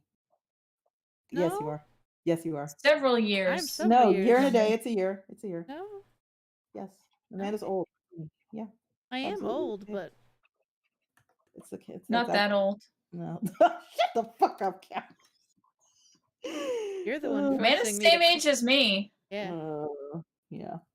Yeah, I'm in my 40s and y'all are in your 30s still. I'll be Yeah. 35. Yeah, and I will be 44, I think. I think I'll be 44.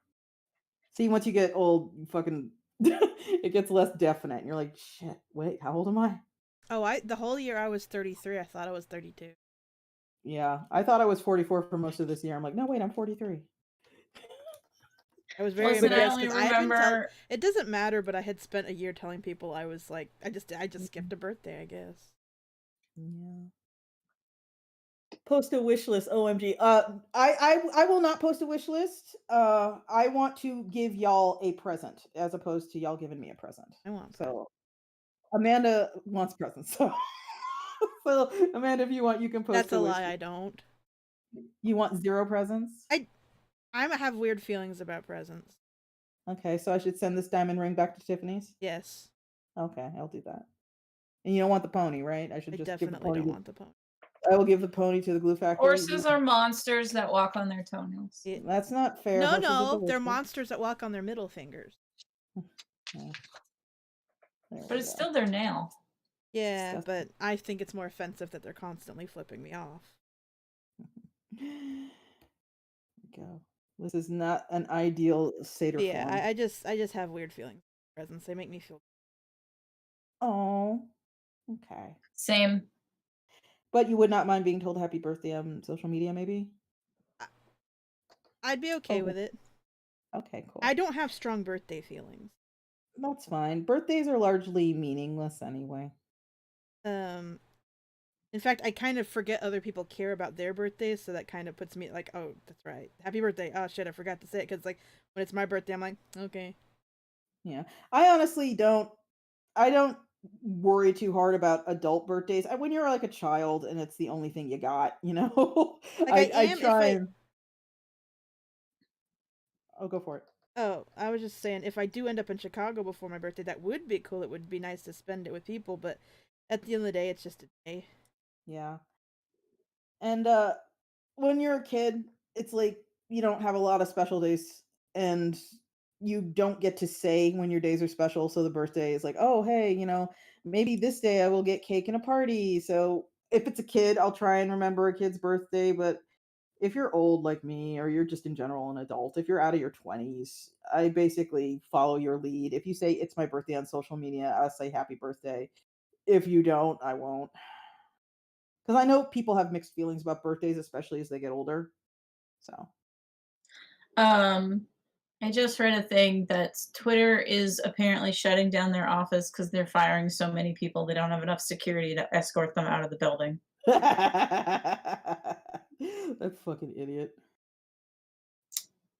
I But mean, once sucks for those again, people getting fired. yeah. Oh, yeah. It sucks with people getting fired. But just as an FYI, folks, in my experience, what's going on right now, in my experience, Pillow Fort is pretty good stuff. Co-host is pretty good stuff. There doesn't seem to be a ton of people on anything else. There are people who are constantly like, "Oh, Tumblr's great now," but no, I'm not going to go back to Tumblr. So you have your options. There are places you can go. None of them are going to be a one-for-one replacement for Twitter, especially not in reach and things like that. But if you would like to start preparing your parachute now, I think I'm gonna go back to something I used to. It's something similar to what Kel and other friends do now, but it's something uh-huh, I used to do that I abandoned, and I'm going back to it. uh-huh. I'm just gonna get I'm gonna put WordPress back on my site Oh, and get a journal my own personal journal again, and just have it mm. cross post to things Oh, that sounds Yeah, nice. Yeah. because that's I don't that's want to what I post to do. 3 or 4 different places. I don't care enough. But Uh-huh. I know if I neglect Twitter, I'll probably lose followers on Twitter, which is fine, but like, what if the day comes where I actually would like to promote something? Yeah. What do That I is do then? I've neglected it. Yeah, that is kind of an important thing to consider. We are kind of living in an age now where, yeah, you can ignore social media, but it's at your own risk, especially Yeah. if you're the kind of person that relies on building a personal audience to get Well, by. I think I could do. Here's my problem. I think I could do it with. I honestly, genuinely think I could do it without a Twitter audience. Like, I don't. Okay. I personally think like this is just me understanding the industry we're in, and I see many Hmm. paths where I could completely cut out Twitter. But there's that Mhm. part of Yeah. my brain it's the part of my brain that's like, I don't want to throw out this empty soda box Mhm. because what if I need it? That's where I'm at with Twitter. Like, I can totally, if I went blackout on Twitter, didn't post, decided, okay, this is my last day on Twitter, I think my career would probably be fine. I think there are Mhm. many, many venues. I would have to put that energy somewhere. Well, that energy, but you know what I mean. I'd have to double my efforts in other things, but I Yeah. think I would be fine. But it's the part of my brain that goes, "You've got over 10,000 followers now. You're Yeah. you're Yeah. gonna leave that? You're not gonna like keep that in your back pocket? You could use that's That's that's yeah, where my that's not brain nothing. goes. That's not nothing.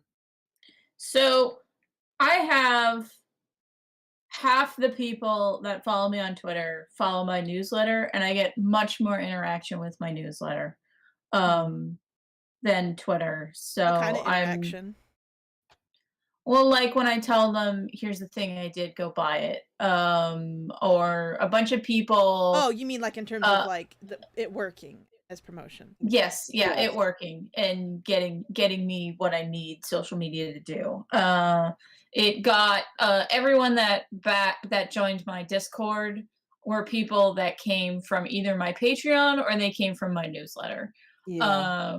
So and I've been getting a handful of people each time I've sent out a newsletter. Yeah. So And I am not one of those people who thinks there's a one size fits all solution for anything if you're an independent artist trying to build an audience, but the fucking everyone, no matter what, they should have a handle on their referrers. They should know where their audience is coming from because that's going to be a huge part, or it should be a huge part of any decision you make. Like if you run a crowdfund and it turns out everyone that backed was from Instagram, that needs to inform all of your decisions from now on. And it's something that I've been doing with Iron Circus for a while now, and that's part of the Um, reason. No, I'm Someone is asking which of the platforms is best for comics. I'm gonna be real. Technically, none of them. yeah, yeah, Um, like I was saying, they're hostile to images. well, no. It's So not even they images. I'm yeah. talking specifically about comics. Because this person Yeah. wants to start a webcomic. And I'm oh, being like, it's specifically for Yeah. sequential art. Like even the ones that are like good for art, like even DeviantArt, I would say no, not good for a yeah, webcomic. They don't have tools built in. Like with almost every single one, you kind of have to beat it into submission to make it work. My yeah, advice, we've given this advice in the past. I will continue to give this advice until there's like, I guess there's the free version of Webtoons, Tapas, there's a few other places. But like if you want to do a webcomic, I would honestly just say get web hosting. It's really cheap. Make your own website. Yeah. So you are not pro Tapas, pro Webtoons No, no, as no. someone's primary site, huh? Only because they only because I'm at that point where I don't want to be beholden to anyone. If a site goes Yeah, down, I don't want my comic to go with them. yeah. Oh, If Yeah. that's they a good change point. their And Yeah, it's also policies, yeah, also um use Topless and Webtoon to mirror your site, yeah, but have your own site because also you get like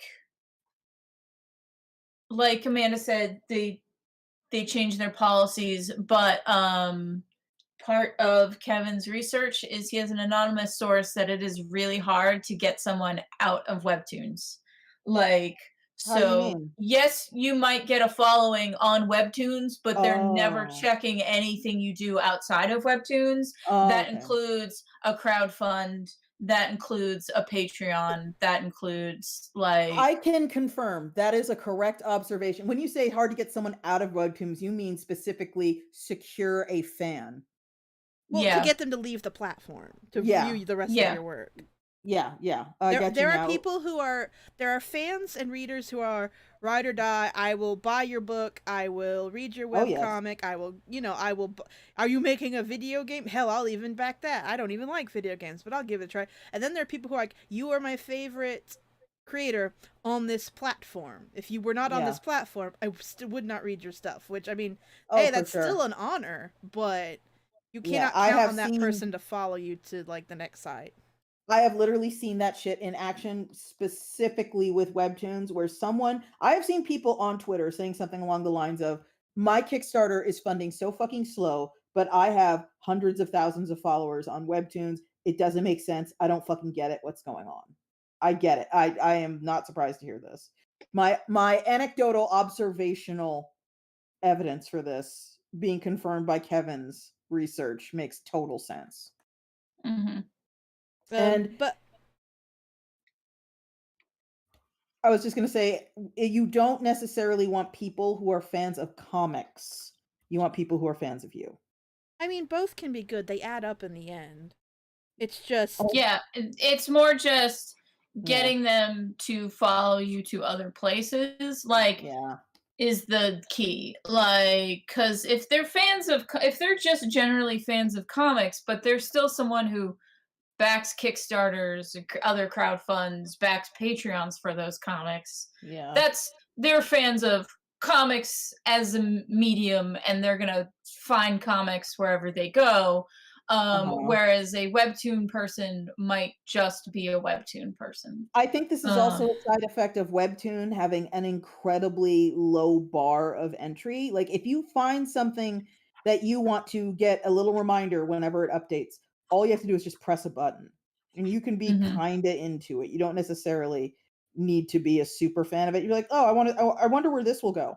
And it's kind of reflecting YouTube in that I'm sure all of us have YouTubes we are subscribed to. We haven't actually watched a video on that channel for some time. So I think Yeah, just subscription numbers can be very misleading. but it's also, so the stuff that I've been doing that works well for me as a person who hates Twitter. Mhm. Like I said, my newsletter works. I've gotten more fandom engagement since I started posting my pages to my Patreon as public posts. Okay. Um, I get people because here's the thing, Patreon emails people that follow your Patreon. So I get people who will follow the Patreon to get the page in their email, Mhm. and then eventually they back the Patreon Oh, that's nice. because they're already there. Why not throw a dollar for Yeah. this thing that you're getting every week? Yeah. Uh, so my mom started reading my comics because they're free on. They get emailed to her now. Oh, also, Um, this makes me think of something I've been meaning to bring up for a bit Okay. and haven't. It's worth noting that a lot of the platforms that people consider possibilities these days, they will not be happy with the content that some folks make, and they may not be options for some yeah, creators. The comic I'm currently doing on Pillow Fort, Blacata, it will never be on Tapas or Webtoons because it's gonna go gnarly places, and I don't feel like hoping I'm not noticed when those pages go up, which is what some people are suggesting, and I'm like, "No, that's I'm not fucking doing that. No, I'm not going to hide and pray and hope that my platform isn't snatched. I'm not gonna put a ton of effort into building a platform that can be snatched away from me at any fucking time, dude. That's not a thing I'm gonna do." yeah. So um, if you're making a web comic, you are best off making your own site and then just cross posting it everywhere. Yeah. Putting it in as many places as possible is probably a decent approach these days because if the audience isn't already splintering, it feels like it's going to soon in a major way. I'm seeing a lot of chatter and not just among old nerds about, man, we need to go back to websites, we need to go back to forums, we need to go back to blogs. And the fucking muskrat might accelerate that kind of shit, kind of thing without ever meaning to. So if you have your own website, you have a stable platform that no one can really take away from you unless you neglect to pay your hosting bill. Or you're going against your web host terms of service.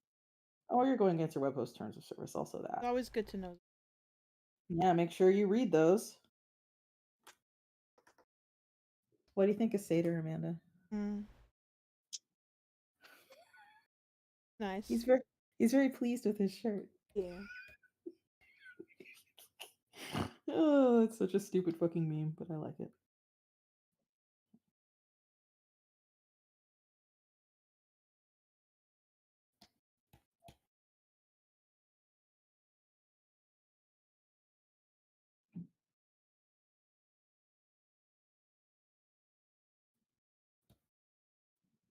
I'd like to finish this and actually put it up on co-host and what's it called?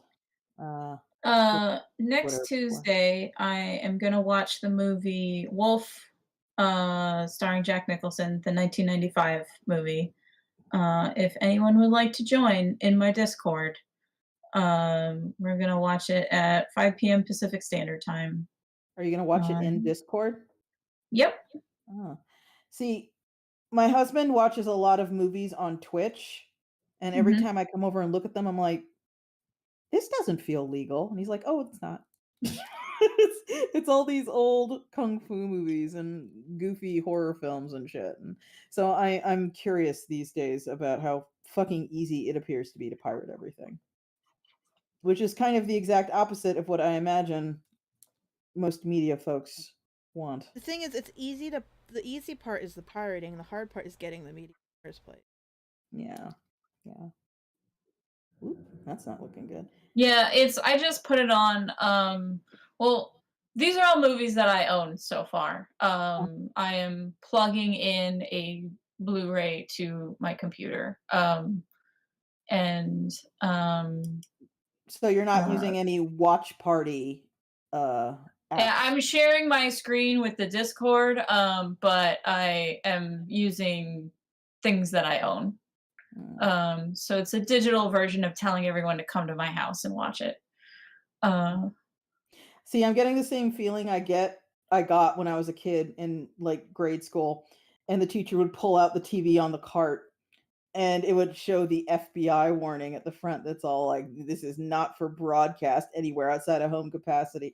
And the whole class would be all, ooh, teacher's breaking the law.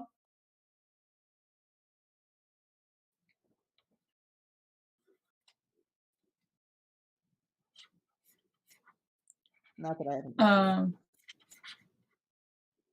I mean, with the state of fucking copyright law, I don't have an issue with it. So Yeah, it's also a movie from 1994, so, yeah, um, everyone who was gonna make money off of it has made a shit ton already, so who you'd think cares? that the way people treat shit from the 90s, but I mean, like, the people that are in it are Jack Nicholson, Michelle Pfeiffer, and, James Spader, like, they all have a shit ton of money, like, yeah, that's true. that's what I mean by everyone who was involved in it got, like, the money they were gonna get from it, Oh like yeah, I know, I know. Trust me, I'm not one of these people on Twitter that thinks if I defend a millionaire hard enough, one day it'll come back for me. I still try not to pirate things. Yeah, I mean, Um, that's a good approach, especially for media that's rare. Media yeah. that like A24 has this whole program called Screening Room, where if they have a new movie, you can just go on there and be all like, "I'd like to." They have air times, and it's like you have to go to a theater, but you can just do it from your couch or do it from your TV, and you can just say, "Oh, this movie is premiering, so I would like to buy a ticket to the X screening," and you can just plop your fat ass down on your Yeah, couch. they also do that, so because I am a filthy Mac user, Mhm. unlike Amanda and Spike, I have Apple bullshit all over my house. Um, Macs are and measurably inferior. Apple TV, frequently lets you buy digital movie tickets, so you can rent newer movies, like, they're more expensive than older movies, but, Mhm.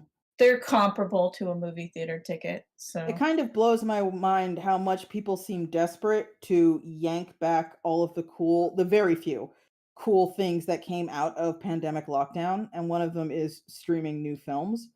Mhm. Like, I know that we all live in the panopticon and we're all being served different ads, but I'm wondering if anyone else is getting all these ads that are like, "It's time to go back to the movies." Like, that's literally Oh, the all line. all of my fucking ads right now are political ads, Yeah. like, I know all about every single position running for, Oregon right now. Mhm. They should have ran these ads sooner because I already cast my vote. But Same. like I'm getting all the ads after I already mailed in my vote, so it's like, oh, uh, Yeah, I mailed in my uh, ballot, like, week ago. It's been a while, and I'm still like, in the thing in Illinois is it's not even gonna be closed. It's just gonna be Democrats across the board. So, oh, we might get a GOP governor. gross. Fucking Yeah, gross. that this Yeah, is why I'm like, maybe I should leave. yeah. Honestly, I don't know how folks like, I've read some It was stuff recently that, like, the whole fallout of repealing Roe v. Wade, it's like there are women who are just like, "No, I don't take jobs in your state, sorry." And it's like, "Good." it's also um the So the thing is like it said that the GOP person was running for governor was winning in the polls. Mhm. But then I saw a bunch of stuff talking about like the GOP putting a bunch of bad data into polls. Uh-huh. So that way it will be easier for them to claim that the election was stolen. Mhm. Um, but like seeing that that lady was up in the polls, I was like, well, I better fucking vote right now. Like, Yeah. In Illinois, they're um, doing the thing where they're all like, "So, Pritzker, here's a photo of him 30 years ago at a pro-choice rally. So I think you know what to do." And that's yeah. it.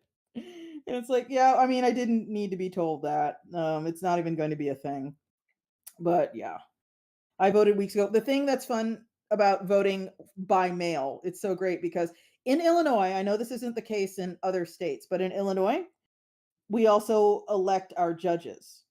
And the list of judges, if you're actually going to go to the poll and sit down in the booth and try and figure it out, you're just going to see a bunch of names. You don't fucking know what any of these people mean or what they do or whether or not you should vote to retain them or you should vote to recall them. You just don't fucking know.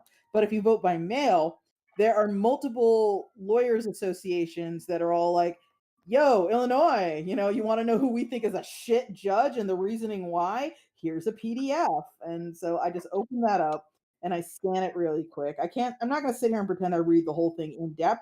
I literally just look for people who are not recommended for retention and I read why. And I'm like, ooh, that's good. Yeah, I'm glad to do that. I the Oregon sends a big old pamphlet Mhm, that is all the candidates and what they stand for. Um and that's very helpful for like the tiny city council positions. mhm, Cuz since those positions are so small, um people like the people that are shitheads and trying to get it like really phone in like when they send in that paragraph. yeah, um it's either they don't send anything in or they're like I'm pro big business and like mhm, it's just a bunch of buzzwords and like okay so you're a shithead. yeah. And uh The public radio so station here does the same thing where it requests statements from all of the people who are candidates for the various positions. And if you do not send them a statement, that's an automatic fuck you no. Like, I won't even consider um you if you won't acknowledge PBS. like there was a city council position where it's like one person is like what are your the question they have to answer is why are they qualified to be on the city council, and they're Mhm. like I've been a business owner for 10 years. And Yep, then yep, the other mhm. person is like I have the support of like I have been recommended by Planned Parenthood, the DSA, like I Yep, organized this homeless shelter event thing, like all yeah, right. you win, yeah. There was one judge I took great relish in voting to recall where like you could almost hear whoever wrote this like crack their knuckles before they laid into the keyboard, but they're like, this bar association recommends that Illinoisans recall Judge so and so of District so and so because he has a long history of being weirdly rude with women lawyers. I'm like, oh, well, that's all you needed to fucking say. So I hope his ass gets recalled. I know I did my part. There we go. God, if I was lazy, I'd just put it up like this, but I should finish her. Also, she's not this skinny. I should redraw her. Fuck it. It's good Too enough. late. It's too late now. It's all too late. And it's not an axe that she has. It's a fucking because here's the thing. Here's some deep cuts. No one gives a shit about everyone. Baltungans in Eastern Africa, the The part of the very, very real Voltungan. the legend of the Boltungan, which originates in Eastern Africa, it associates them with blacksmiths. So they considered that kind of the magic of turning into a horny were hyena and also the magic of working iron were closely related to in the mindset of the people of the region where the Boltungan was a common folklore character. So she's got a every once in a while when I'm feeling up for it, she's got a hammer. Not always, just sometimes. I read an interesting, like, folklore, like, supposed origin thing. Like, you know how you hear stories that are like, well, this folklore thing exists to explain this, Uh-huh. or it's like a retelling of this. Um, it's a thing that this is a thing that I heard in passing, and I haven't had time to really dig into it. But someone thinks that fairies being harmed by Ireland, but fairies being harmed by iron Uh-huh. is because, like, Ireland has been invaded multiple times, and one of those times was very clearly people with bronze weapons losing to people with iron weapons. Uh-huh. That's an interesting And so they explanation. they think that it is a way, like, that sort of folklore weakness was maybe a way to justify, like, and celebrating their victory over people that they conquered. Hmm. Okay. I had not Um, heard that. yeah, it was something that, like, got mentioned in passing in, like, a folklore chat thing. So I need to dig into if it's apocryphal or not. Mhm. But it would be interesting if true. Yeah, there we go. Because, you know, a lot of folklore bullshit is based in, like, fuck these other people. Yeah. Yeah, I often wonder sometimes about how much folklore, especially European specifically folklore, is based on sort of the distant, hazy memory of Neanderthals. Like, Well, Scandinavian has a really, really culturally rich attachment to trolls. And mhm. I'm just like, I wonder if the people who eventually wound up in Scandinavian countries, what they took with them was like the faded memory of the last Neanderthals. It's one of those things you Could like be. never know, but it's something I wonder Yeah. about. Hi, Abby.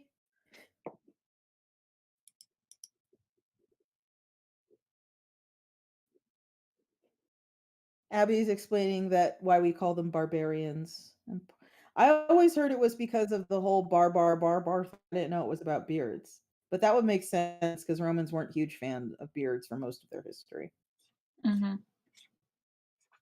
Although Nero, if you've ever looked up a photo of Nero, not a photo, excuse me, a portrait of Nero, like neckbeard, just pure fucking neckbeard, literal neckbeard. There Like was one where, like, someone, like, recreated Aristotle's face based on the bust of him, and mhm. one of the first comments was like, "This guy looks like he has a chat room called Athens." Yeah, I gotta tell you, it's always a huge fucking red flag whenever I see somebody who has like name of great thinker of yore as a serious username. Like, okay, all right, gonna be watching out for you because you clearly think quite a bit of yourself, don't you? So it's just funny that Aristotle looks like that type of guy. Yeah, I wonder how Diogenes looked. The guy who used Are to there share like busts of him?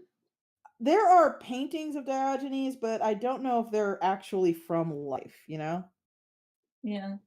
He doesn't seem like the kind of guy who would sit for a portrait anyway. For folks who don't know, Diogenes, was a philosopher. He is the founder of the Cynic school of philosophy. He Is was he the notorious. behold a man dude? Yes, that is Okay. actually Diogenes. That's the very guy. He is notorious for living in a empty wine barrel with a bunch of diseased stray dogs and masturbating in public.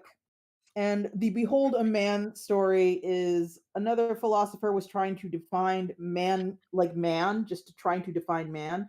And after struggling, He said, like, a featherless biped, and then he showed up with a plucked chicken. yes, thank you for stealing my thunder, Kel. That is exactly what happened. Okay. So he just tried to define man as a featherless biped, and Diogenes plucked a chicken and ran into the whatever he was having, the little round table he was had, waving the plucked chicken over his head, screaming, "Behold a man!" And so Diogenes was like a massive fucking troll and also I really also disgusting. I only remember that because in Jesse Gender's um video beating up up and picking apart Matt Walsh's transphobic documentary, there is a part where he is asking what is a woman throughout his whole movie, and Mhm. he asks his wife, and she says a um human female or and it's like, okay, well, what is a human and what is a female, like, Yeah. and poking holes into, like, that's as vague an answer as, like, the answer he wouldn't accept, which is, well, a woman is someone who identifies as a woman, and Yeah. he wouldn't accept that answer because it's a quote unquote circular definition.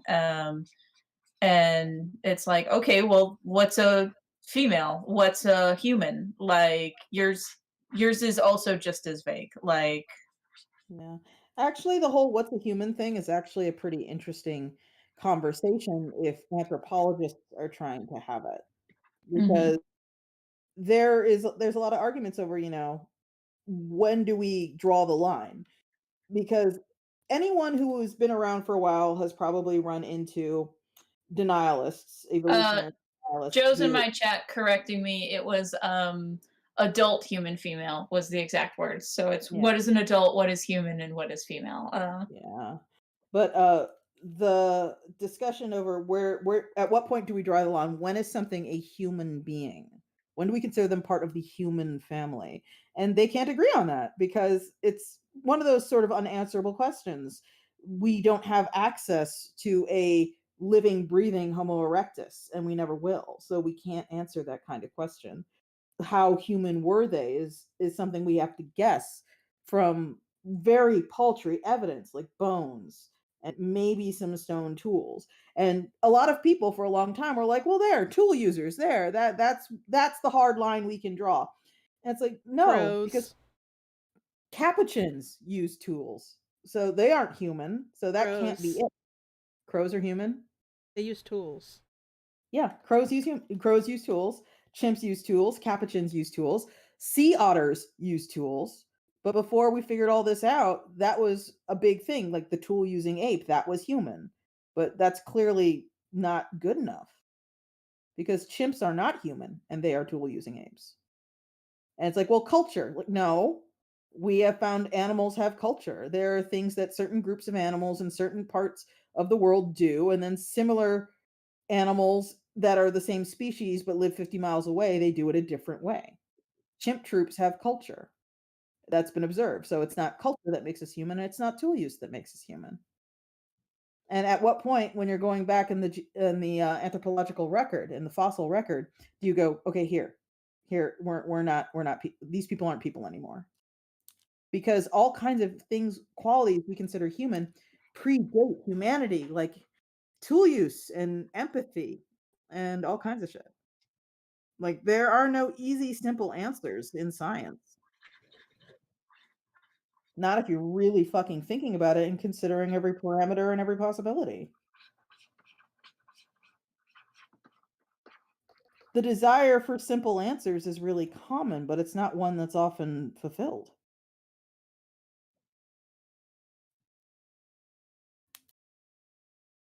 in my opinion.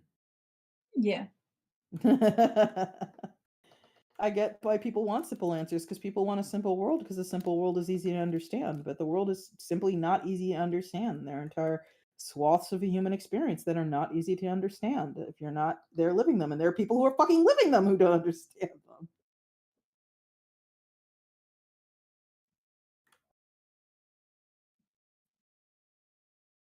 Kind of want to be done with this, but I I mean, we can't. are 2 hours and 8 minutes. If I posted this, would that be shameful, Amanda? That's up to you. That's a Uh, personal. I wouldn't say that's a okay, personal. okay, cool. I think I will I will call this on. I will post this But on like Twitter. Spike, I also post doodles all the time. I don't think you like posting doodles. So like I would Yeah. be a-okay posting a sketch because like who cares? I Yeah. like that sketch. Oh, thank you. Okay, everyone. We are at the 2-hour mark. We are at 10 p.m. exactly. So I think unless there is an objection, we can close shop here. I mean, I'm still working, but Oh, if you're all done talking, I won't keep you. okay. So But if you folks want more, you can take it over to Kel's Twitch, which is still broadcasting. The link that brought you here will also have a link to Kel's Twitch. As for me, I am Spike. Hello. You can find me on Twitter at iron_Spike. You can find my publishing company, Iron Circus Comics, at IronCircusComix,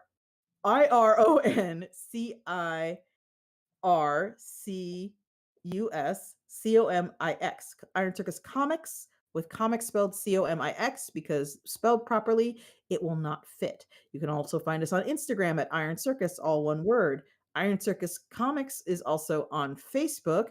And please, please, please, please go to backerkit.com. Click crowdfunding by BackerKit. Scroll down until you see the Smut Peddler Doubleheader Part 2 and sign up to be alerted when we launch. We will have a pin for everyone who backs on day one, and only people who back on day one. It's the only way to get it. That's it. And we'd love to start off our very first all backer kit project strong. I'm Kel, and you can find me at kelmcdonald.com. That's where I post everything. You can also follow me on twitch.tv/kelmcdonald. I post my comics to my website. They're about gay werewolves in the future. I also post them on my Patreon, which is patreon.com/kelmcdonald. My Twitter is kelhound, which is spelled like hellhound with a K. And that's all of my stuff at the moment. You can find me at Twitter at AmandaGaffeeAday, Amanda Gaffiday. That links to all my stuff. And that's it. Thank you so much, everybody. Yep. I need to stop Later. drawing and actually hit the end button.